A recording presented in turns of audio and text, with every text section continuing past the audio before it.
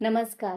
આજે હું તમને પેટની ગરમીને દૂર કરવા માટેનું એક ગજબની હોમ રેમેડી બતાવીશ. આ હોમ રેમેડીની અંદર એટલી બધી તાકાત છે કે એને લેવાના પહેલા દિવસની અંદર જ તમને તમારી પેટની ગરમીમાં એસિડિટીમાં રાહત મળશે. તો ચાલો જોઈએ કે આ હોમ રેમેડી કઈ છે, એને કેવી રીતે બનાવવાનું છે, કેવી રીતે લેવાનું છે અને તમારા ડેલી રૂટીનમાં કેવી રીતે તમે એને એડ કરીને પોતાની પેટની ગરમીની સમસ્યામાંથી હંમેશા માટે છુટકારો મેળવી શકો છો. વિડીયો આગળ જોતા પહેલાં આ પેટની ગરમી કેવી રીતે થાય છે એ થોડું ટૂંકમાં સમજી લઈએ. જુઓ, આપણી જ્યારે ખાવા પીવાની આદત સારી નથી રહેતી, આપણે પોતાની ભૂખ કરતાં વધારે ખાઈ લઈએ છીએ, વધારે મસાલેદાર તળેલું ખાઈએ છીએ, ત્યારે આપણા પાચન તંત્રને આ બધી વસ્તુ પચાવવા માટે વધારે મહેનત કરવી પડે છે. જ્યારે આપણા પાચન તંત્રને વધારે મહેનત કરવી પડે છે ત્યારે એક્સ્ટ્રા હીટ જનરેટ થાય છે અને આ એક્સ્ટ્રા હીટ આપણા શરીરની અંદર ગરમીને વધારે છે, પેટની ગરમીને વધારે છે.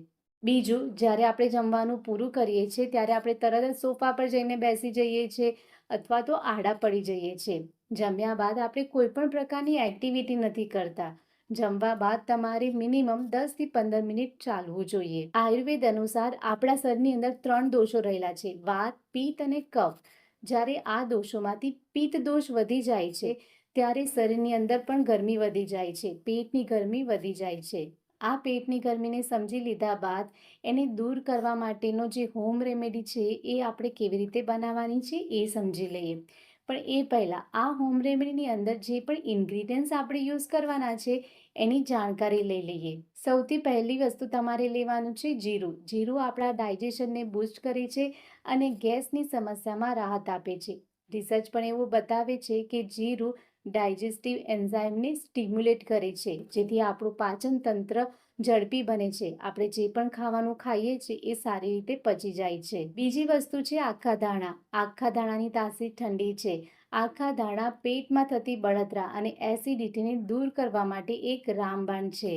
ત્રીજી વસ્તુ તમારે લેવાની છે વરિયાળી. વરિયાળી નેચરલ એન્ટાસિડ છે. વરિયાળી પણ આપણા ડાયજેશનને સારું બનાવવામાં હેલ્પ કરે છે. આ 3 વસ્તુની સાથે સાથે તમારે બીજી 2 વસ્તુ પણ લેવાની છે. એમાંની પહેલી વસ્તુ છે મિશ્રી, જે તમને કોઈ પણ સુપર સ્ટોરમાં ઇઝીલી મળી રહેશે. જો તમને મિશ્રી ન મળે તો તમારે એની જગ્યાએ કડી સાકર લેવાની છે. કડી સાકર અને મિશ્રી બંનેની તાસીર ઠંડી હોય છે. બીજું કે એ આપણને નેચરલ મીઠાશ આપે છે, શરીરને ઠંડક આપે છે. બીજી વસ્તુ છે ફુદીનો.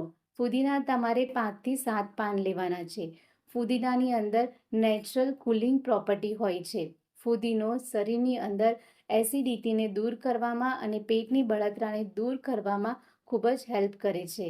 તો આ હતા 5 ઇન્ગ્રીડિયન્ટ જેનો ઉપયોગ કરીને આપણે પેટની ગરમીને દૂર કરવા માટેની હોમ રેમેડી બનાવવાના છે.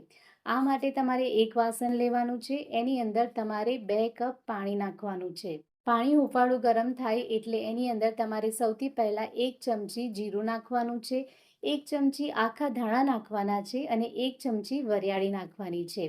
આ ત્રણેય વસ્તુને ધીમા તાપે ધીમે ધીમે ઉકાળવાનું છે. 5 થી 10 મિનિટ માટે તમારે આ ત્રણેય વસ્તુને ઉકાળવાનું છે.